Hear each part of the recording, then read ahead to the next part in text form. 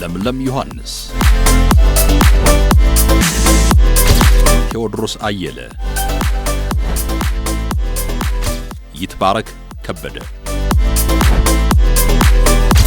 ሰላም ተሾመ።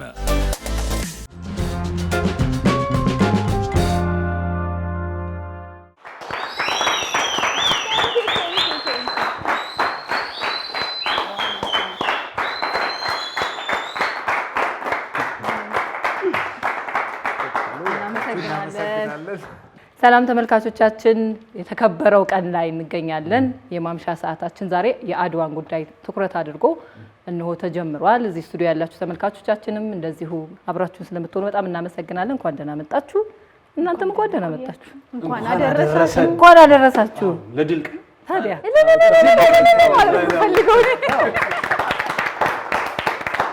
ሄድ የሆነ ነገር በል ለማለት እገደዳለሁ።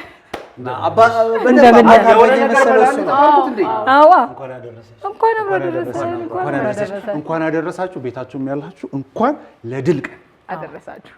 በጣም እና እንዴ ይሄ ብቻ እንደ አባታኛነት ሽለላ ዛሬ ደግሞ በጣም ሄዶበታል። ጸጉራችን ትክክለኛውን ቦታ አግኝቷል። እንዳንተ ጎፈሬ ባይሆንም እኔ ቅሉ በጣም የዘመኑን መስሏል። ስለዚህ አሁን ይል የዘመኑን እንደ አባት አርበኛውን ካልከኝ መጀመሪያ ካቀማመጥ ሳታነር ትላለህ፣ ኮስተር ትላለህ። ምን ነበር ጥያቄ?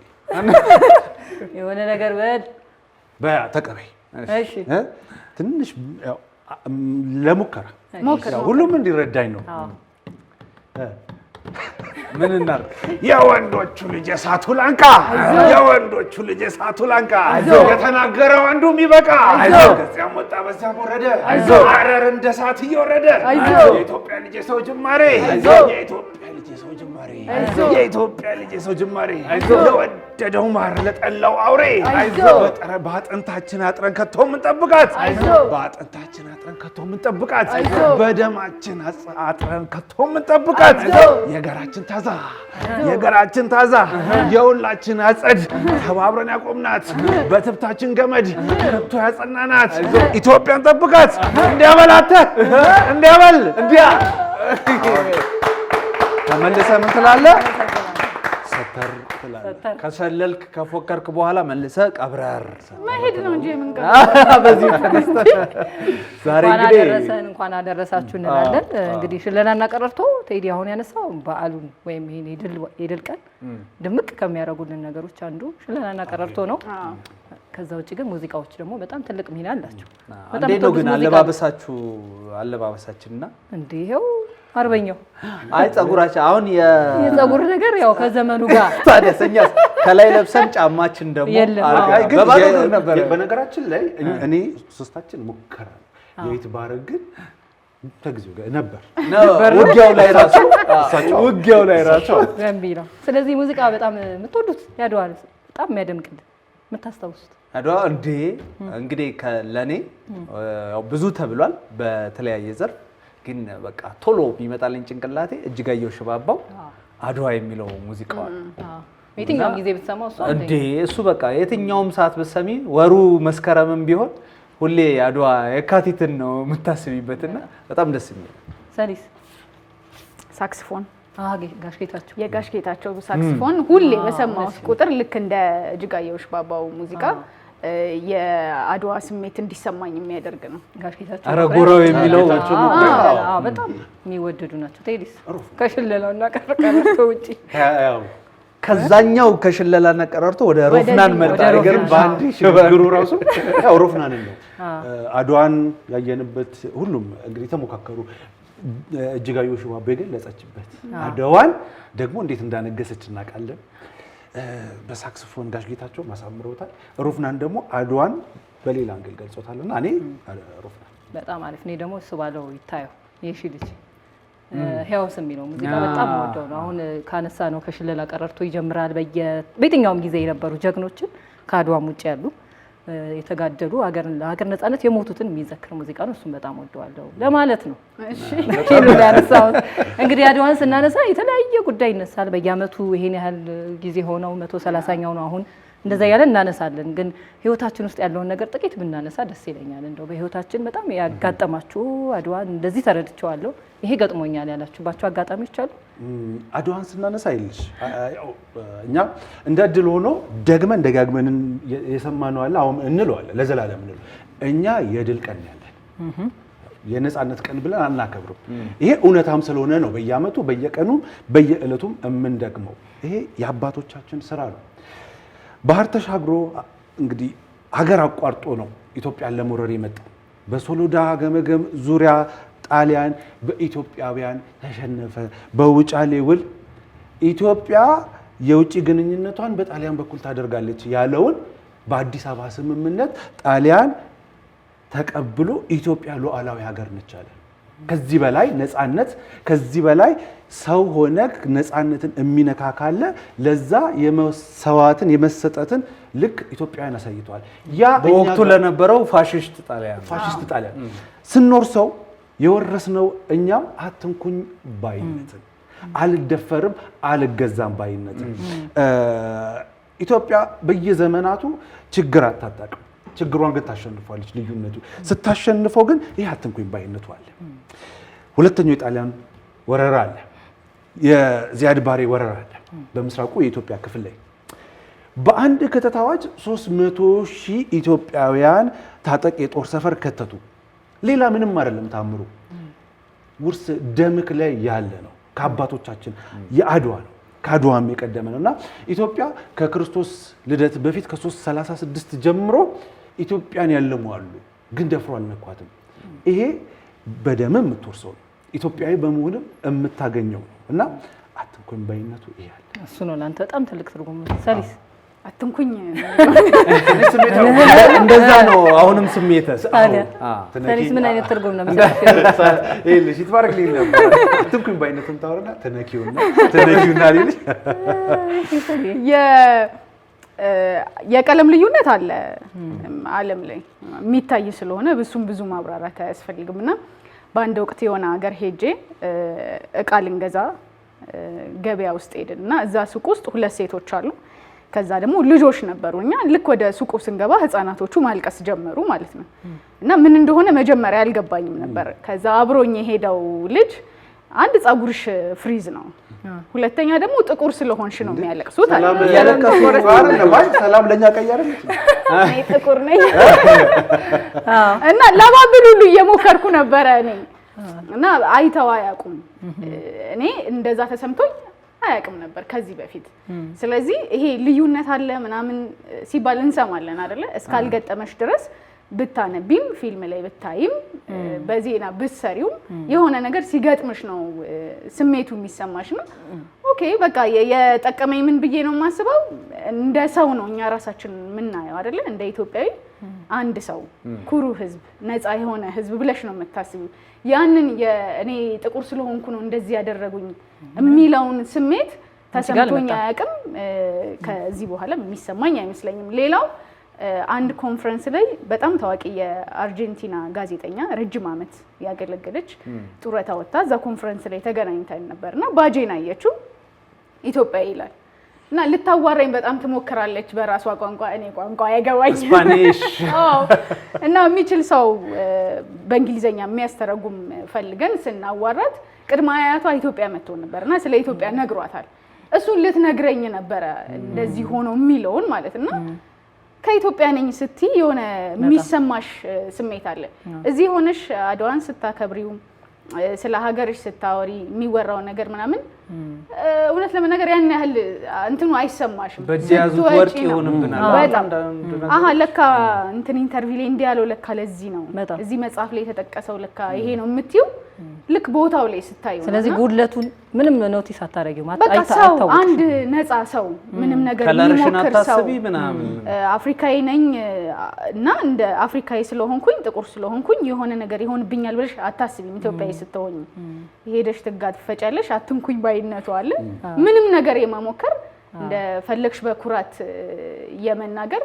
አሁን እኔ ጸጉሬን ለማስተካከል ብዙ አልሞክርም ለወጣ ስል ከነ ፍሪዜ ነው የሚሄደው በቃ ከነ ተፈጥሯዊ ጸጉር ሌሎች ምዕራባውያን እንዲቀበሉን ወይ ደግሞ ይሄኛው ነው መልክ የሚባለውን ለማድረግ ያን ያህል ፍላጎት የለኝም እሱ የመጣው አይ ቲንክ የዚህ ስሜት ነው ከዚሁ ጋር ተያይዞ አንድ ነገር ልጨምርላችሁ ነው እንደዚሁ በስራ አጋጣሚ ከዚሁ ከሀገር ወጣ እስቲ አይደለም የምታየው በአጋጣሚ ይሄንበት ለኔና አንቺ ብቻ ነው ነገር በቃ ካርዲው ነው እኛ ነን እኮ ያድዋው ዋናው ተቋዳሾች እሺ እና ቅኝ የተገዙ ሀገራት ያላቸውን ስሜት የታዘብኩበት ነው በዛው ላይ ደግሞ የኛን አንድ አሁን መጠራላችሁንም ተቋም በጣም በቃ ትልቅ መሆኑን ያያየውበት ነውና ስብሰባ ነበር ዓለም አቀፍ ስብሰባ ነበር ከዛ አልቋል ስብሰባው ከዛ ወደ ሀገራችን ልንመለስ አውሮፕላን ልንጠብቅ ነው የሚገርመው አፍሪካ ላይም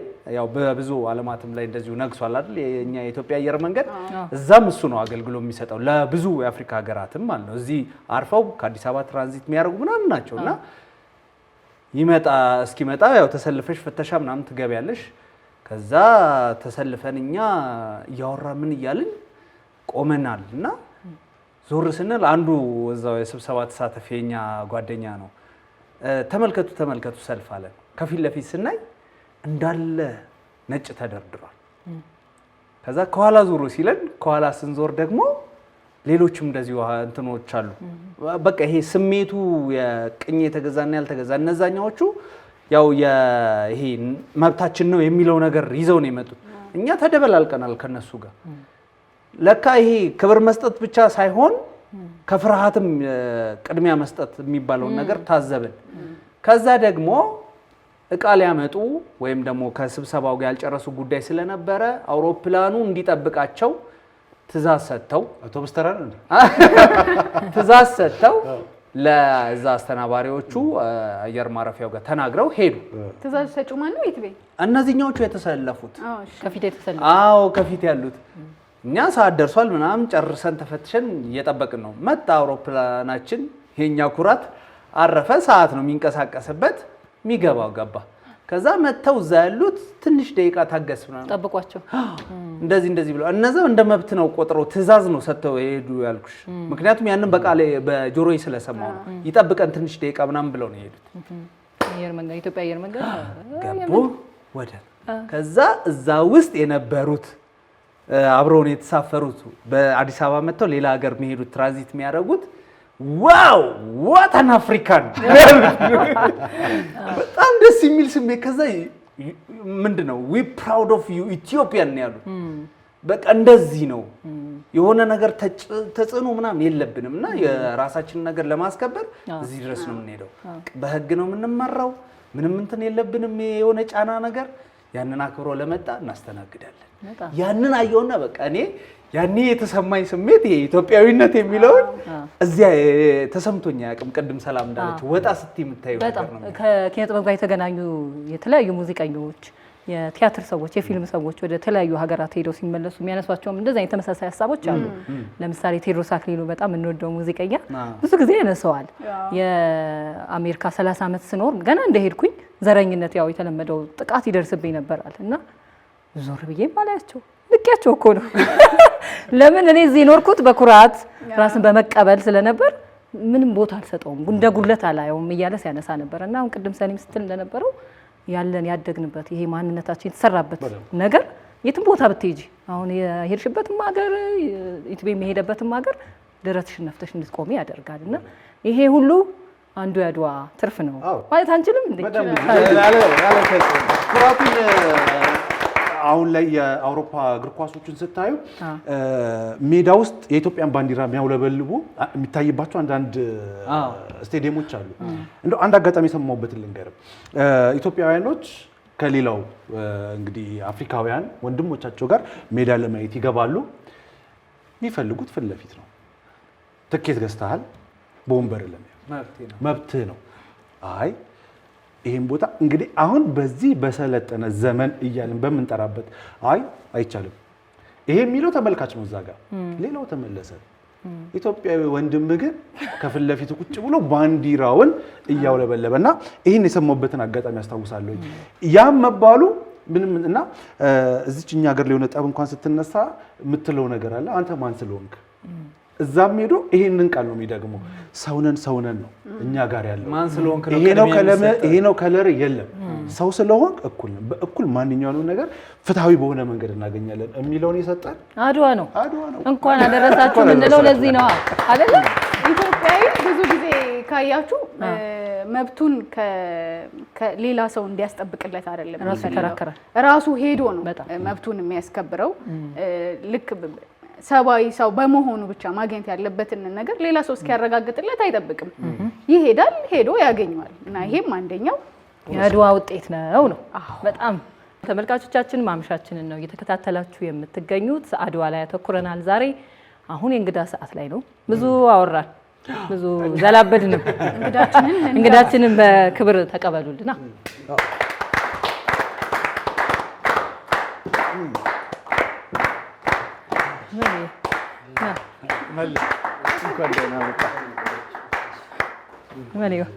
እንዴት ነህ?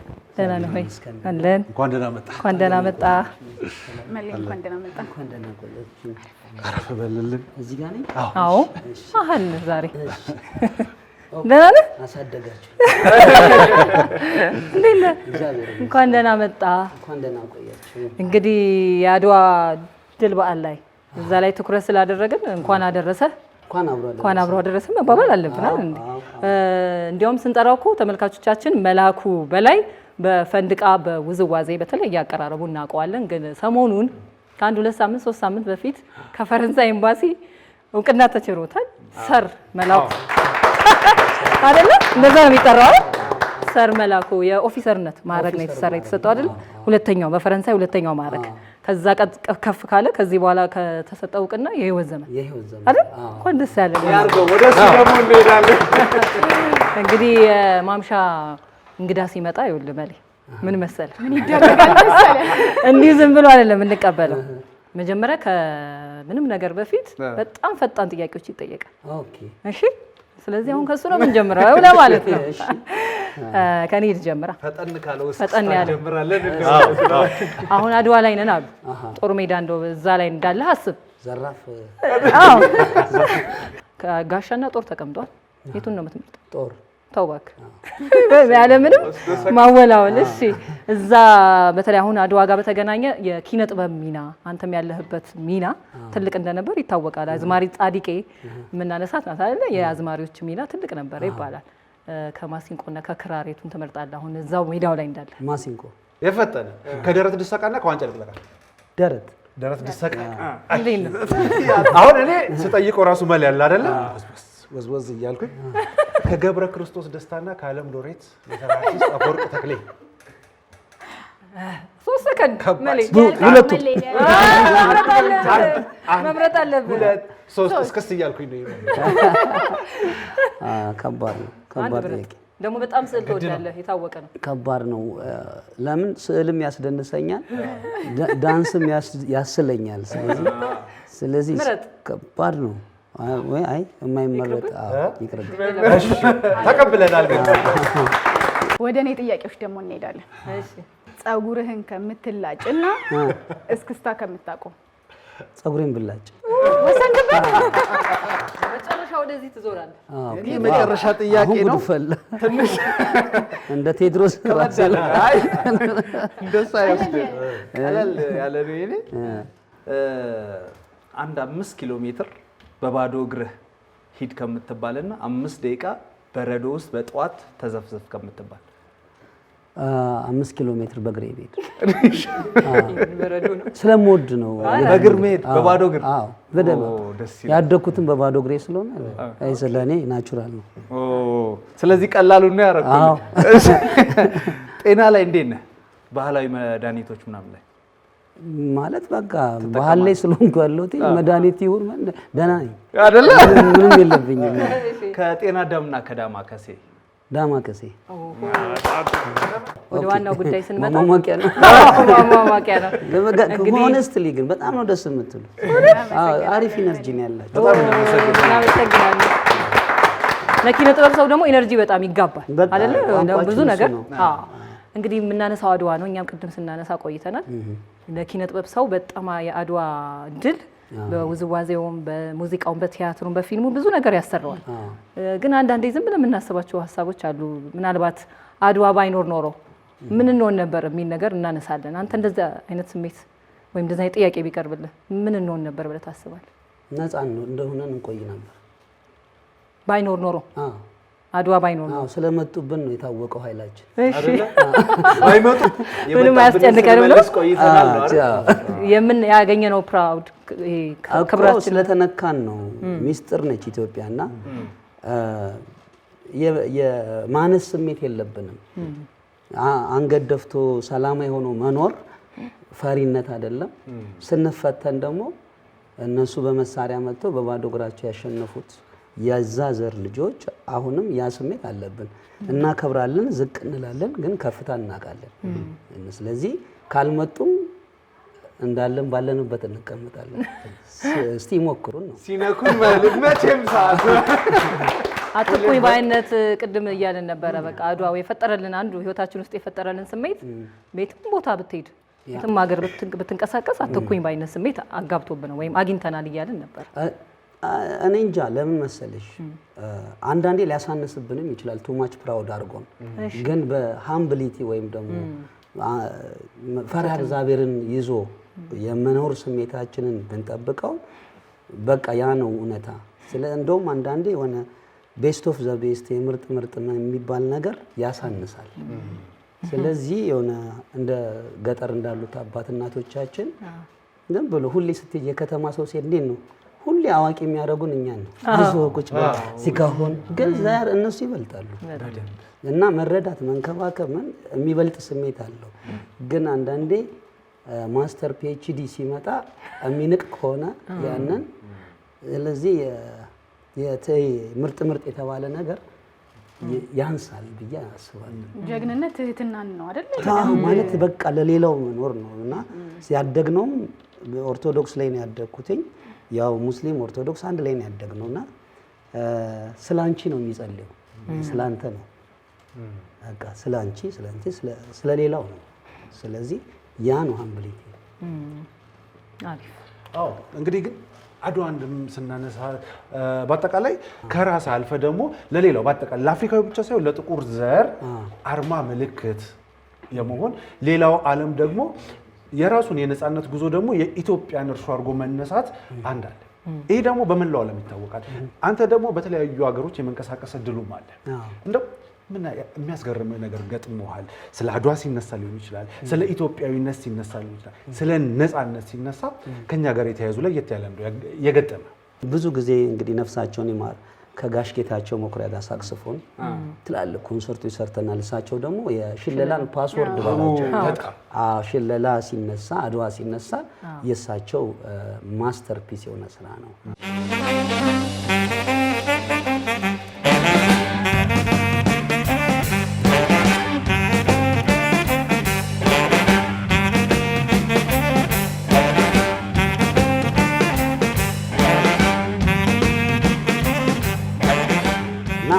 ሳክስፎንን ማሲንቆ አድርገውታል። በቃ እንደቀላል ነው የሚያዙት በደንብ እና እሱን ይወራል ሰውነትን እሱ ሲሰማ። ስለዚህ ፓንክ ሮክ ባንዶች አሉ ከኔዘርላንድ፣ ከፈረንሳይ፣ ከጀርመን አንድ ላይ ሆነው ይህን የኢትዮጵያ ፕሮጀክት የሚሰሩ ለ15 ዓመት ያህል 129 ኮንሰርት አቅርበናል በመላው ዓለም እና 20 ሺህ ሰው 30 ሺህ ሰው ያለበት ላይ በቃ እልህ ይዛል። ሽለላውን ሳቸው ከኋላ እያሉኝ እኔ በቃ ጦርን እንትን ጊሌጅ ነው። አሁን ዳንስ ላይ ቢሏ ይያዛል ለፈረንጆች ማለት ለኛ ይያዛል። ለኛ ስሜቱን ታሪኩን እናውቀዋለን፣ ባህላችንም ውስጥ አለ እና ሰርቫይቫል ነው። ወቅረ መፋቂያም የምትፈቅበት ወይ ችግኝ የምትተክልበት ነው። እንደገና ደግሞ ከእንስሳ ራስን የምትጠብቅበት ምናምን ነው። ሁሌ እሷን ይዘህ ሸንቁጥ አድርገን ነው መጽሐፍ ቅዱስና እሱን ይዘው ነው የሚሄዱት። እንደዛ አይነት ነገር ነው ያለ ሰው እነሱ ፊት እንደዛ ስናቀርብ 20 ሺህ ሰው ያለበት ላይ ወይ 5 ኢትዮጵያዊ ብናገኝ ነው እና ሁሌ ቁጭት አለ ኢትዮጵያን በጦርነት በረሃብ ደሃ ቤት የሌለ ስለሚገምቱ እሱ ዜና ስለሆነ የምንሰማው እኛ እኮ እንዲህ ነን ብለን ለማሳየት ያለው ጉጉት ያለው የሚነዝር ነገር መግለጽ ይከብዳል። አሁን ራሱ እኮ ኢትዮ ከለር በተለይ ጃፓን በጣም ተደጋጋሚ ትሄዳላችሁ። የአድዋም ይሁን ሌሎች መድረኮች አሉ። እዛም እኮ በጣም ብዙ ከዚህ ከኢትዮጵያ ታሪክ ጋር የተገናኘ ነገሮች መድረኮች አሉ። በጣም ያቀርባቸው ብዙ ነገር በመላው ዓለም ብቻ አሁን ጃፓን ደግሞ ከኢትዮጵያ የሙዚቃ ስልት ጋር የሚቀራረብ ነገር አለ። የፔንታቶኒክ የሚሉት ቅኝቶች ተመሳሳይ ዜማ የሚያቀራርባቸዋል እና በአጠቃላይ የጃፓን ህዝቦች ደግሞ የገጠሩን ኢትዮጵያዊ ነው የሚያስታውሱኝ። ምክንያቱም በጣም በትምህርት ብዙ ፒኤችዲ ምን ያላቸው ምናምን ግን በቃ ሲታዘዙ መንገድ ላይ ሲሄድ ቆሻሻ ካየ አስፋልቷን ይወለውላልና በቃ ታማኝ ናቸው ለራሳቸው። ምን እላለሁ መሰለሽ አንድ ሰው ኢትዮጵያ ውስጥ ሲመጣ ናና እየው ነው የምለው። ለምን ሽታው፣ ቀለሙ፣ ድምፁ፣ ቴስቱ ይለያል። ያንን መጥቶ ካልቀመሰው ላሳየው ሊገልጽ አልችልም። ስለዚህ ልክ ያንን ሽሮና በርበሬ ይዤ ነው ስቴጅ ላይ የምወጣው ማለት ነው እና ለክሲያው የአፍሪካ ግምታቸው ኢትዮጵያ ምንድነች? በረሃብ በጦርነት ነው የሚያውቋት እና ሁሉ ነገር ታሪኩን ደግሞ ደስ የሚሉሽ ዳንሱን ሲያዩ ሙዚቃውን ሲሰሙ ጠልቀው ነው የሚያውቁት። በትናንሹ ለክተው በደንብ ስለሚያጠኑ ገና ሲያዩሽ በአሳሳቅሽ ራሱ ያለሽን ውበት ይገልጹታል። በኢነርጂሽ ያለሽን ውበት ይገልጹታል። እንኳን ስቴጅ ላይ ወጥተሽ ያን የተቀናበረ ነገር አቅርበሽ። ስለዚህ እኔ ደግሞ እድሉ ያለኝ ደስ የሚለኝ ምንድነው ያንን ማግኘት ነው። ካገኘው በኋላ ግን ኢትዮጵያ እንደዚህ ነች ብዬ ያው በእኔ በምችለው እንግሊዘኛ እናገራለሁ። ልክ ገና ስቆም ኢትዮጵያዊነቴ ገዝፎ እንደሚወጣ አውቀዋለሁ። ከጭፈራ ውዝዋዜ ኪነ ጥበብ በደንብ ነፃነትን ይፈልጋል አይደለም? ነፃነት ከሌለ አሁን ለምሳሌ እናያለን ብዙ ጊዜ ሰዎች ታድሎ ነፃ ነው እንደፈለገ ይደንሳል፣ እንደፈለገ ይጨፍራል። ጭፈራን እኔ በልዩነት ነው የማየው።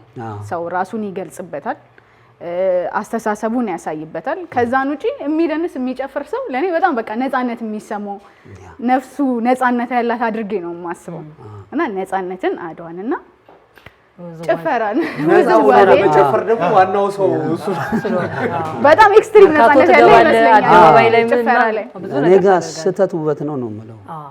ስለ ስህተት አይደለም፣ ስለ ኢነርጂው የሚወስደኝ ከፍታ ነው። እንዴት ነው እሱ የሚመጣው? መልኝ መሰጠት ይፈልጋል። ከተሰጠ በኋላ የተሰጠን ማወቅ ይፈልጋል። ለተሰጠና ላወቅሽው ነገር ደግሞ ለሚከፈለው መስዋዕትነት መዘጋጀት። ከዛ ህይወት ደግሞ ያ ትግል ነው፣ ፕሮሰሱ ነው ህይወት እንጂ ያለቀ ነገር አይደለም። መድረኩ ላይ ስትወጣ አሁን እንደው በውዝዋዜ አድዋን የገለጽክባቸው መድረኮች አሉ አይደል? ፊትህ እኮ ኢነርጂ ብዙ ፊትህ ይገልጻል። እሱ እኮ ነው በቃ አሁን አንዴ ልበልክ በቃ ይሄ ሽለላውን ግጥሞቹ እንድስሰማ እዛ ጋር ሰውነቴን ቅደድ ነው የሚለኝ። በቃ የሆነ ምንም አይመስለኝም። እንደዚህ በከፍተውም ራሱ ቆዳይን በከፍተው ራሱ ምንም ቃል አይደለ የሆነ ትሰወራለህ። ይሄ ኢንትራንስ ይሉታል። ወደዛ መንፈስ ውስጥ ትገባለህ። ለዚህ ነው ጦርነቱ ጊዜ ውስጥ ለዚህ ነው ዛር አለብህ ምናምን የሚሉት። እንደው ከአድዋ ጋር አያይዘን ስናወጋ ቀደም ሲል ጠቅሰዋል ስለ ሽለላ፣ ስለ ቀረርቶ፣ ስለ ፉከራ። እዛ ውስጥ ብዙ የጥበብ መገለጫዎች ደግሞ አሉት። ራሱ ስትሸልል ስትፎክር ዳር የነበረው ሰው አያውቀውም። መሀል ሲገባ ከግራ ወደ ቀኝ ሲመላለስ እሱም አይታወቀውም። ምን አይነት ግጥም እንዳወጣ ምን እንደተናገረ አያውቀውም።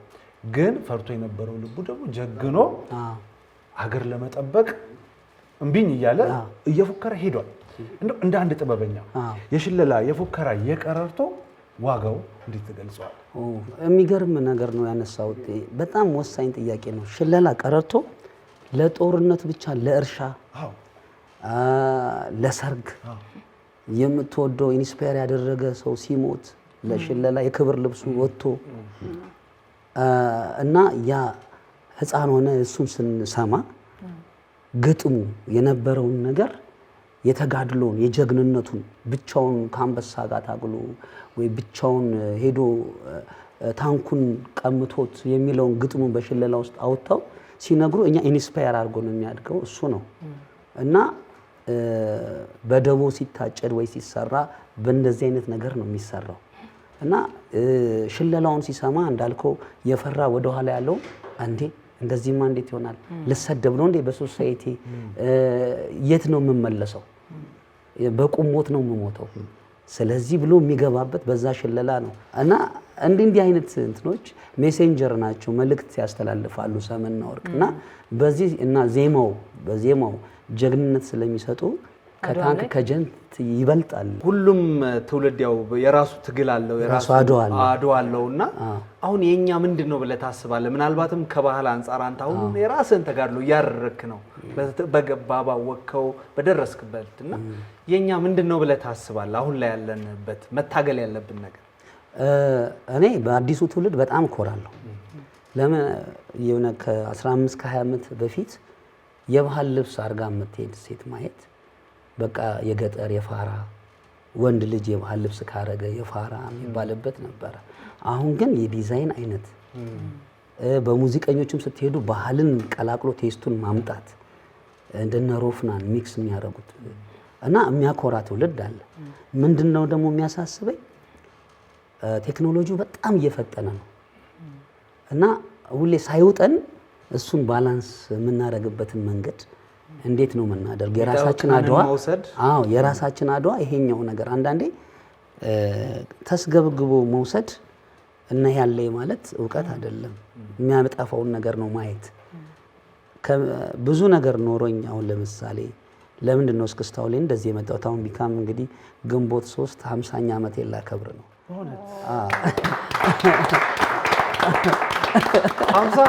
40 ነኝ ብትል ግን ይታመናል ከዛ በታቸው ግን እንደኛ ሽበት አሁን ሚስጥሩ ነው እኔ መስማት የምፈልገው ይሄው ዝዋዜ ነው አለ አይ በደንብ እሳቸው ሚስሙ አይ እሱ እኮ ምንም ፊቱ ላይ ሰጥቶታል ሁሉ ነገር ወደኔ ነው ኢነርጂ ኤክስቼንጅ እና ምን ነው ሚስጥሩ መለኝ ምንም ያው እስክስታ ነው እስክስታ እና እወደዋለሁ በጣም እና አሁን ለምሳሌ አንዳንድ ነገር ለማስጨረስ ስራ ታንጂ ኪዘራ እኔኛሉ የኢትዮጵያ ልጅ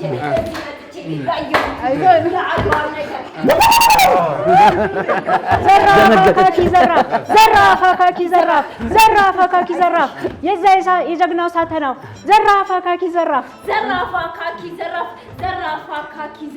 እኔ ነኝ አሉ የሴቷ ወንድ እዚህም ብመጣ እዛም ብሄድ ሁሉን አንድ ላይ የማርበደብድ ዘራፍ አካኪ ዘራፍ ዘራፋ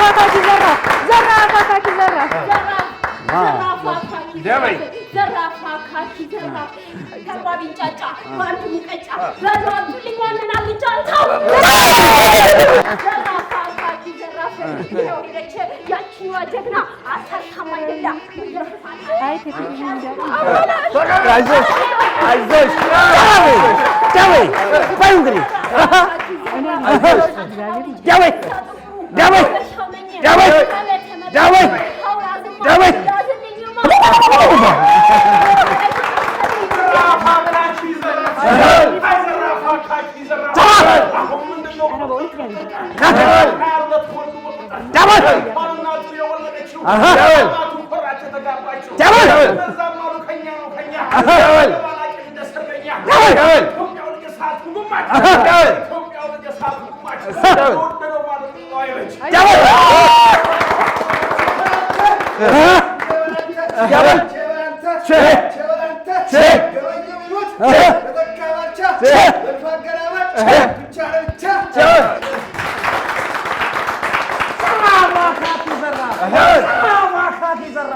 አራፋሪ ብልጡ አራዘርቶ ብልጡ ሲሮጥ የማይበት አይን አለው በቂቱ እናመሰግናለን። ማን እንደምን በጣም እንዲህ ድንገት ሰርፕራይዝ ማድረግ እኔ ሀና እባላለሁኝ እዚህ በፊትም ፋና ላይ እንመጣ ነበረ ዮቶሮች እንግዲህ አሪፍ ደርሰን ነበረ የት ሄደች ንገሪና እሷ የሄደችው ያው ትንሽ ጦርና ጋሻ ለማውጣት በጣም እናመሰግናለን በርቺ በጣም ጎበዝ እሺ በጣም ጎበዝ እናመሰግናለን ደስ ይላል በጣም እናንተንም እናመሰግናለን እሳቸውንም እናመሰግናለን። እሳቸውንም እናመሰግናለን።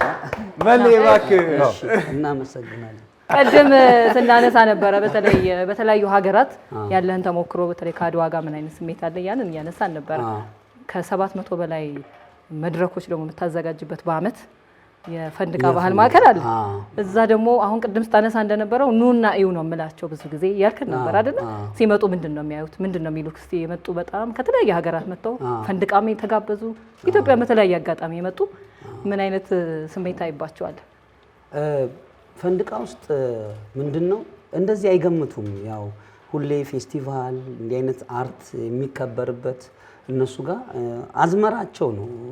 ለዚህ ነው ብዙ አይነት ጽሁፍ እንደ ኒውዮርክ ታይምስ፣ ሎሞንድ በመላው ዓለም በጣም ትልቅ ሪኮግኒሽን እና ጽሁፍ ያለው እና ከሙዚቀኞቹ ጀምሮ ህዝቡ ከኤዥያም ይምጣ ከምንም ሲመጣ አሁን ዴስቲኒው ነው። አንድ ወይ ላሊበላ ላይ ያለው ካለ አንደኛው ፈንድቃ ነው እና የቱሪስት መዳረሻ ነው። በዚሁ ግን ለመሌ ጥያቄ መጠየቅ ከፈለጉት አድማጮቻችን አንድ ሁለት እድል እንስጥ። መጠየቅ የምፈልገው መጀመሪያ ፈጣን ጥያቄ ላይ ከገብረ ክርስቶስ ደስታና ከእጅግ የተከበሩ የዓለም ሎሬት ሜትር አርቲስት አፈወርቅ ተክሌ ስትባል ሁለቱንም ብለሃል እና አሁን የምንገኝበት ወር ደግሞ ገብረ ክርስቶስ የተወለደበትም ወር ነውና በስዕል እደንሳለሁ በዳንስ ደግሞ ስላለው የሚል ሐሳብ አንስተሃል። ይሄን ሐሳብ ትንሽ ብታብራራልን። በዚህኛው በአብስትራክት እንትኑ በጣም ደስ ይለኛል። አሁን ለምሳሌ የጌታችንን ስቅለት ጎልጎታ በደም ነው የሳለው። ስለዚህ አየሁ ዓለም ወደ ዓለም ሲወስደው ነጭ አይደለም ጥቁር አይደለም፣ የሁላችንም አንድ አይነት ነገር አየህ። በቃ ያው አሁን ፓን አፍሪካኒዝም ይሄ የጥቁር የነጭ ያልነው ነገር ሲሰብረው አየሁ በአንድ ስዕል በአንድ ነገር እና እሱ እዛ ጋር ወሩ የእሱ መታሰቢያ ስለሆነ በወሩ እናከብረዋለን። ግን እንደ ጥበብ ግን ሁሉም አስፈላጊዎቻችን ስለሆኑ እኔ አሁን ዘመንን ከዘመን ማበላለጥ አልችልም። ሁሉም ዘመን በራሱ አሪፍ ነው። ሁሉም ሰው ዩኒክ ነው እና እዛ ላይ መለየት አልችልም እና ጋሽ አፈወርቅ ተክሌ ድምጻቸውን ስሰማው ራሱ የሚወረኝ ነገር አለ ሲናገሩ ስለ አገራቸው ፍቅር፣ ስለ በቃ አለባበሳቸው። እና ገብረ ክርስቶስ ደስታ ደግሞ ስለሱ አይደለም በቃ ግንጥልጥል አድርጎት ሌላ ሰባብሮ የሚያመጣው ነገር አለና ሁለቱም ፓወርፉል ናቸው እና ይከብደኛል። ለዛ ነው አልመርጥም ብሎኛም ዝም ያሉኛል በጣም እናመሰግናለን መላኩ። አመሰግናለሁ። እናንተም ይጋባል። ፕሮዲሰሮቻችን ወደ ቦታ ትሄዳላችሁ ብለውናል። ምን ያንተን አይመለከትም። ስለዚህ ወዴት እንደምንሄድ አብረን እናያለን። መልካም ጊዜ ሆነላችሁ። በጣም እናመሰግናለን እዚህ ለነበራችሁ